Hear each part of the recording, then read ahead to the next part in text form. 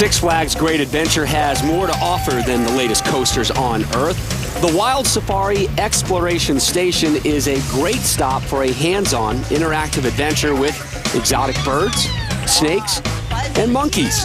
And when the residents of this eco-friendly exhibit aren't teaching you something about nature, even they take a little time to get into the bowling spirit. Aww.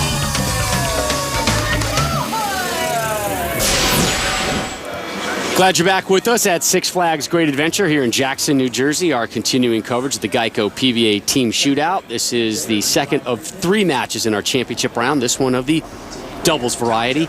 Rob Stone, Randy Peterson here with you. We go to the bottom of the 7th.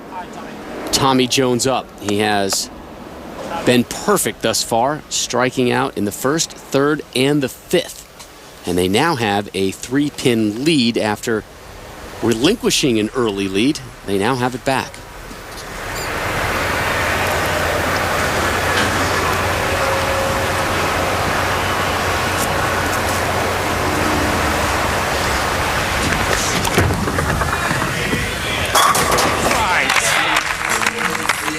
TJ, the only millionaire on Team Bear, and you understand why when you see shots like that. Yeah, the youngest player to ever get to 10 victories. He likes this Cheetah oil pattern, and that's why.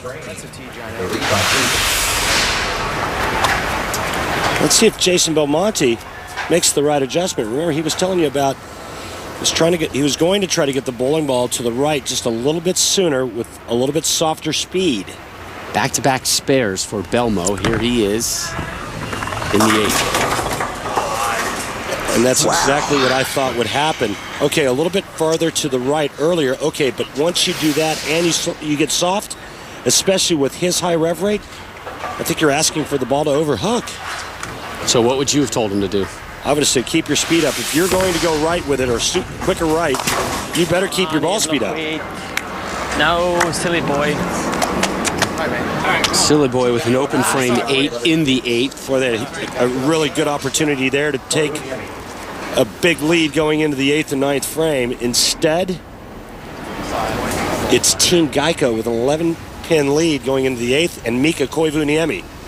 And this guy knows how to finish a match. Yo, Sonny Delight, brother. Yeah! Oh, shot. I'm not sure what that means when Patrick Allen says, yo, Sonny Delight, brother. The sun just came through the clouds. That's what he means. It? Yeah, that's what he means. 3 straight strikes for Mika Koivuniemi. Can you imagine having a Patrick Allen soundtrack in the back of your head for your entire life? I'd love it. I could deal with it for maybe 4 days out of the week. I'd have to take a 3-day vacation, but I would enjoy those 4. Just take the weekend off. Yeah, a long weekend. Mike Wolf, we begin the 9th. Trying to string together some strikes for his Team Geico to try and go up 2 points to none in this championship round. Go! Back on the strike train. Yeah, and that's huge because now they're in the 220s with a possible 246 if Mika strikes out in the 10th frame. The best Tommy Jones and Jason Belmonte can shoot 225. And let me tell you, you look at Team Bear now, you're starting to think, you know what, maybe TJ should have been in that anchor position. That's a great point. Tommy Jones has not missed. Right. Strikes and... Hey, nobody can analyze with hindsight better than me.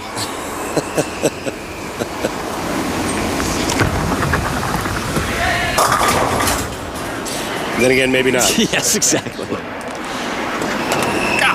high rev rate all of a sudden gets the 2 high-powered players in trouble with the overreaction when the ball gets to the right and reaches the dry part of the lane.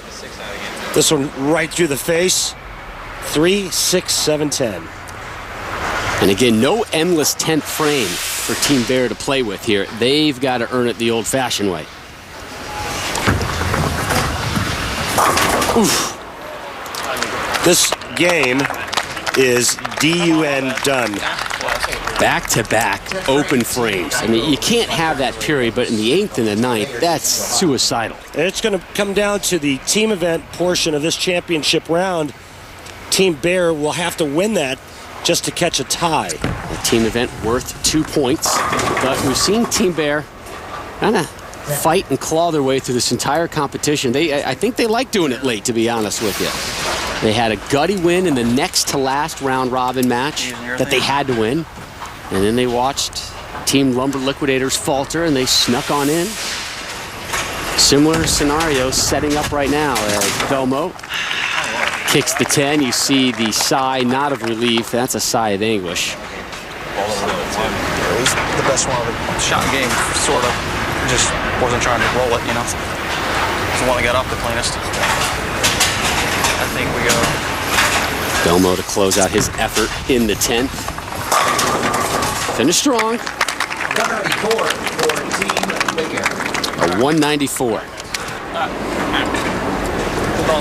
For more on Jason Belmonte and the rest of the pros in the PBA, head on over to PBA.com. You can see them in action over on Extra Frame. See the World Series of Bowling coverage for just under $40, that beginning of Labor Day weekend. Head on over to PBA.com for more on Extra Frame. Here's Mika Koivuniemi in the 10th. A little 7-10, that'll speed along our broadcast at least. That's enough. Can you hear him? Well, it's enough because they'll be in the two teens. Jason Belmonte, Tommy Jones, only 194. That's a nice place to leave a pocket 7-10 when it doesn't matter. That gives it the heaver. Oof, nice. Tried to chop it on the left side of the 7 to fly it over to the 10. I appreciate the effort, Mika. It has not gone unnoticed. And now we said it at the end of the singles match in our last broadcast. We're saying it near the conclusion of this match. Another convincing win for Team Geico.